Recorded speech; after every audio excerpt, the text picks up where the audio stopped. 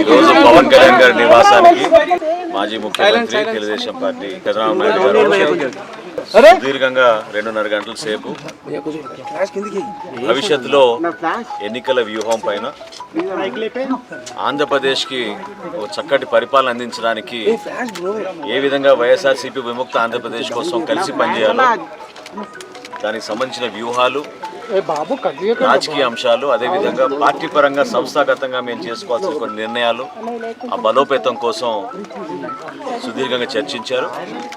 తప్పకుండా ఆంధ్రప్రదేశ్ ప్రజలకి మంచి భవిష్యత్తు ఉండే విధంగా ఈ చర్చలు చాలా సంతోషకరంగా జరిగినాయి.